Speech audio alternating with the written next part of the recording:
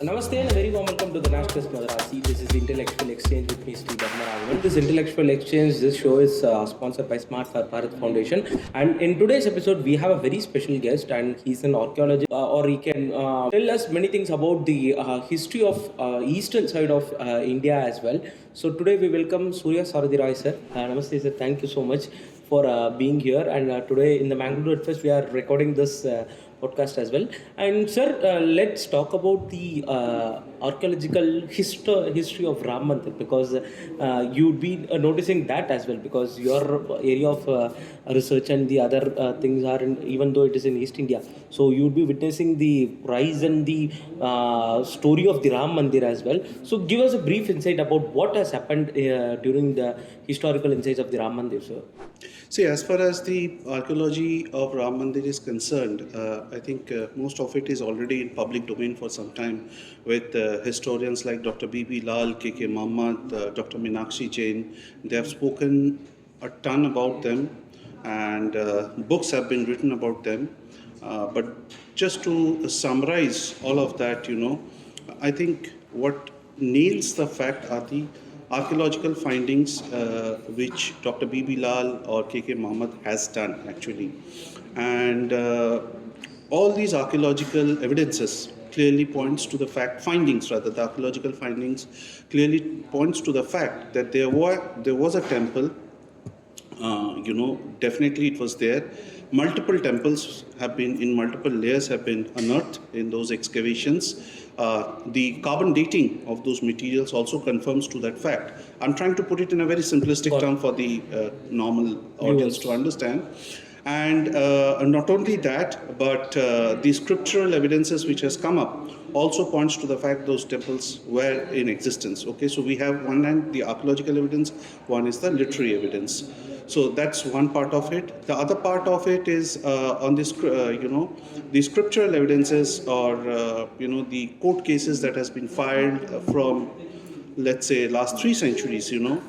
Even the minority side of it, they have also mentioned the name and used the name Masjid-e-Janam Sthan. That's a very big acknowledgement that even the other segment is also acknowledging the fact that yes, this is a Janam Sthan.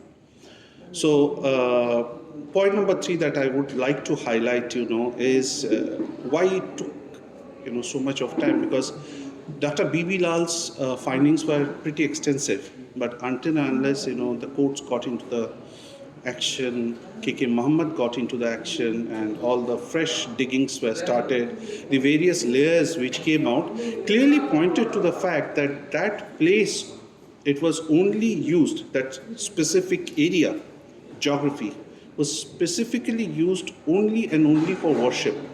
There was no market, no commercial hub, no palace, nothing. All that stratification of layers which were done, and stratification of items or motifs, murals which came out, only and only confirmed the fact that there was a place of worship which was pretty ancient, and as late as 2nd, 3rd or 4th century BCE, and it has been used persistently over a period of time, only for that purpose. Okay. Only for that purpose. Okay. Something which has extensive similarity with the Dwarkadish temple excavations in Dwarka.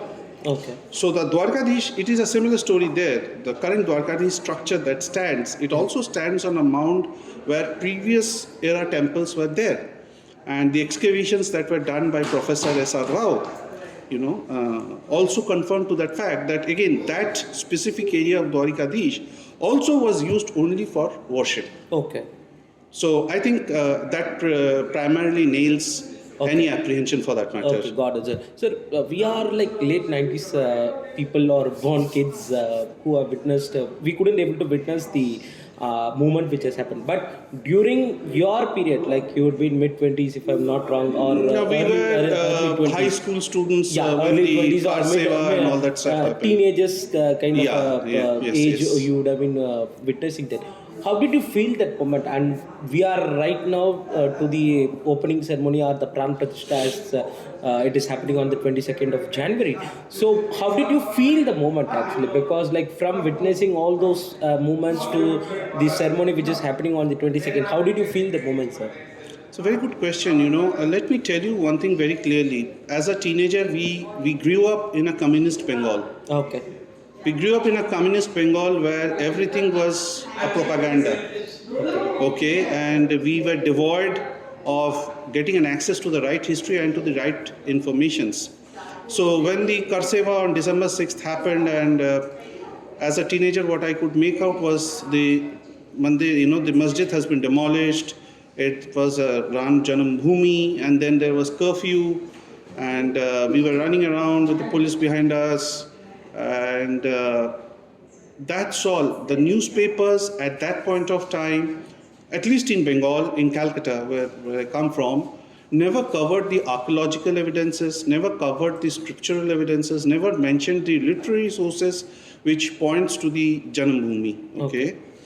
So, as I said, being a communist Bengal where I grew up, access to these critical piece of informations which can decide the correctness of the place in a child's mind or a teenager's mind, we were not having access to that. Okay. So from that day to this day, when the temple is getting, the Pran Pratishtha is going to happen day after tomorrow, I think it has been quite a journey, and so many lives, not just the Karsevaks, but over the last 400, 500 years, the saints, the seers, the soldiers, the common men, the peasants, all those who have sacrificed their blood and soul for getting to this point that we stand, we must not forget them. Today people are talking of the Karsevaks. Of course, we have to talk of them, undeniable. But at the same time, let's not forget the numerous battles that were fought at that place to secure them, including the Sikhs, the Nihang Sikhs, which came in. And, if you read at those stories, Dr. Meenakshi Jain has already enumerated all those events. I will not get into all those details. They're there in the public domain. But if you go to all those, events, the battles, it is no less than Kashi Vishwanath temple. In Kashi Vishwanath, or let's say Gokul, or Mathura. let's say, no, not Mathura, Okay. Gokul. Okay. The Janam Sthan of, Okay. the village where Krishna was brought up, and Nathwara, Srinathji Nathwara. These are places, or Jagannath Puri, these are places where we have witnessed over centuries, massive resilience, sacrifices, inhuman courage from our priests, from our Brahmins, from our Sevaites, who have, God knows, what all they went through. I'll just quote you a few examples to, make the audience understand that what the, propensity of what sacrifice and courage our ancestors have shown. And that is why we still have those places and deities available to us. Let's say Govind Dev Ji, Govind Dev Ji's original residence was Vrindavan. And as per scriptures, he is the original deity, sculpted by none other than his great-grandson, Vajranav, resembling his face. And that deity took 44 years, halted at 8 different places to reach from Vrindavan to Jaipur. And each of these 8 places have a temple even today. Okay. And the route that was taken, if you look at that map, they covered the main path, because the marauding Mughal forces would definitely seize the deity and desecrate it. Got it. In order to avoid the forces of Aurangzeb, they took a meandering course from Vrindavan to Govardhan to Kama, from Kama to some other place. There's so many places actually. Got it. Similarly, if you go to Jagannath Puri, so many times, Puri has seen 18 invasions. We read about 17 invasions on Somnath, but Jagannath Puri temple has seen 18 invasions. The highest in Bharat that a temple has suffered, the Jagannath Puri temple. But even then, everything survives today. Why? The Brahma Padarth or the Brahma Vastu, which is the core of Jagannath, somebody says it's the heart, somebody says it's the navel. I'm not getting into that. But why did it survive? Look at the courage of the priests, the sacrifice of the priests, the Brahmins, the kings. They undertook perilous journeys through the Chilka Lake, through the dense jungles, through mountains, where all he was not hidden. There are some 8 to 10 islands whose name feature in the in the scripture, in the literary history as evidences where Mahaprabhu was hidden. 8 to 9 islands in Chilka. Okay. Apart from the other places inside. And there are places in Orissa, there's a place called Kujang, I think it is in Ganjam district, where a temple was brought up in a span of 6 months. Okay. Got it. That is called Sarana Sikhetra. Saran means to take, you take surrender, you stay there, Sarandriya. And Sikhetra means where Jagannath is stayed. So people often know about more connection between the north and south, or when Rama, before going to the war in Sri Lanka, he performed a puja in Rameshwaram, and the South Indian connects, all this we can see. Can you give us a more brief insight, as you mentioned right now with the Ganjam and the Chilka lakes? Can you give us a more insight between the connection of Ram and the eastern parts of India, sir? Yeah. See, interestingly, what you see, I'm coming from Intact, so Intact has done the Namami Gange project, where they have mapped from Gomukh to Ganga Sagar. The entire mapping of Ganga they have done, and they have covered all those places, all those sacred places. Okay. And in one of those places that I can tell you, where near Darbhanga, if I correctly remember, where Tarka was slain by Sri Ram. But let's not get into that. Let me give you the Kalinga connection. In Kalinga, on the sea coast, there are 2 places, 2 temples. I'm giving you the names. One is Beleshwar Mahadev. Okay. He is in Konark, Chandrabhaga. And the other is in the Puri city itself by the name of Loknath. Loknath Mahadev. Now, Sri Ram, when you look at his journey during his exile, he traverses through Jharkhand, Ranchi, parts of, slightly touches Bengal and then gets into Orissa.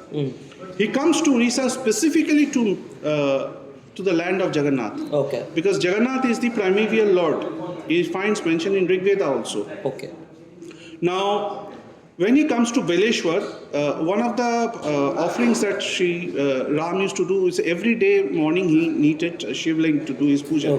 Got it. But when he was in Beleshwar Mahadev, he did not have a shivling. He could not find a shivling. So the local villagers gave him a bale.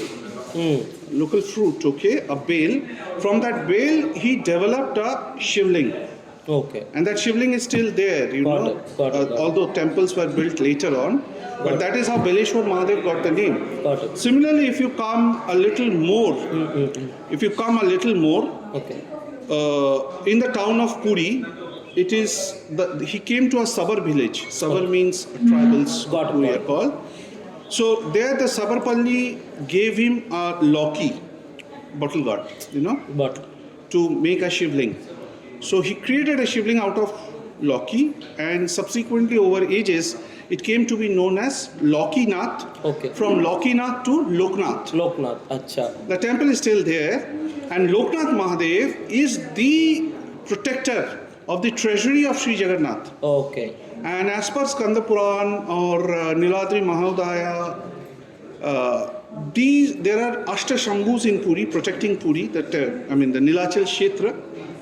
And out of Ashta Shambhus, 5 Shambhus are the 5 representative Pandavas. Got it. So, Loknath Mahadev is Bhimsen. Similarly, Jampeshwar Mahadev is an embodiment of Yudhishthir Maharaj. Got it. So that is how it all evolves round. So Sri Ram's journey, similarly then he comes to Sri Shailam, touches Sri Shailam and comes down south. So this is how it has moved, Got it. So bringing in a political question, since we touched about all this Kalingas and the other things from the east. So Puri Shankaracharya, if I'm not wrong, he has been against the Pran Pratishta or against the opening ceremony or other political activities. It is all political. I bring it to you because like these Shankaracharyas have been very closely associated with the Hindu religions, and they have been guiding the Hindu religions, guiding force of the Hindu religion as well. So what is your take on that? It is a politics which is going on between the Shankaracharyas and the ruling BJP, or whether it would, how do you see this, sir? See, I'll tell you two things. There are two ways of looking at it. One is the dharmic way. And in order to look at it the dharmic way, I will give you the example of Shankara himself. Shankara himself accepts a Chandal as his guru when he understands the Chandal is nobody other than an embodiment of Sadasiv. Got it. And Shankara himself goes on in his later years to create a number of hymns and verses to foster bhakti in the hearts of men and women. Got it. Be it the Jagannath Ashtakam, be it Mahishasur Mardini, be it Bhaja Govindam, he touches upon all these sects. And in the process of re-establishing the Vedantic Dharma, Sanatan Dharma, he also defeats in Tark scriptural wars that used to happen, Vedic war, scriptural wars, the Buddhist also, and takes them under his fold and converts them into this thing. So for doing all this thing, if you study his life, for doing all these things, many a times he himself has set an exception by his own standards. And that exception, when it was set, it became a normal ruling from that perspective. It flowed down, right? So that's one way of looking at it. The other way of looking at it is, let's come down to the modern era where we see Swami Vivekananda. Got it. Swami Vivekananda always believed in taking the best of things from every religion. He went, and when he went to Chicago, he convinced the whole world about the Sanatan Dharma. But at the same time, the same Vivekananda, when he was coming back in ship and he was thoroughly abused by a Christian fellow, he didn't, think twice before punching him on the face. Got it. So you'll have to distinguish between, you'll have to draw a line that what is right for the society, what is right for dharma, and keeping the perspective of time. You'll have to decide what is right for the nation. Because dharma and nation go side by side. Exactly. Politics is different, religion is different. You'll have to delink it somewhere. Got it. But at the same time, as Chanakya in Kautilya's Arthashastra says that politics is driven by dharma and dharma is driven by the king. Got it. So, we all are excited for that inauguration as well. So, are you excited? What is your vision of the Ram Mandir and the Ayodhya instance? Because Ayodhya is becoming the cultural capital of India as well. So, how do you see that? Because next PM Modi is looking on Mathura and the Varanasi as well. Varanasi, the Kashi corridor has been built up. So, Uttar Pradesh is developing as a cultural capital, or let's say it is becoming a hub of tourism as well. So, how do you see all these developments which is happening there, sir? So Bharat, traditionally, historically, from a legacy standpoint, all these energy centers has been a part of the Tirth Yatra, right? But what we see in current day is a emergence of religious tourism. Got it. Okay, there's a huge difference between Tirth Yatra and religious tourism. Got it. The other day I saw some of the major English dailies advertising that after inauguration of the Puri Jagannath Temple corridor, Puri is now going to become the next destination for pracation. What's happening? Hindus or Sanatan Dharma never believed in pracation. It always has been Tirth Yatra. But yeah, again, keeping a relevance to the current era, where people are not so dharmic, people do not understand the difference between religious tourism and Tirtha, you will have to package it in a different way to get people.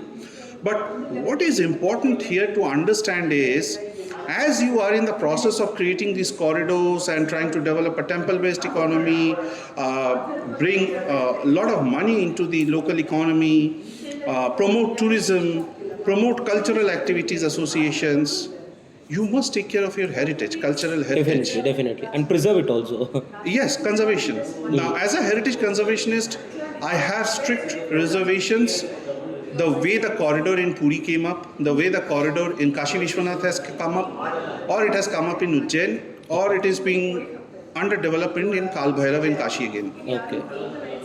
Because the biggest problem is we Indians, our administrative officers have zero adherence to preservation of or conservation of cultural heritage.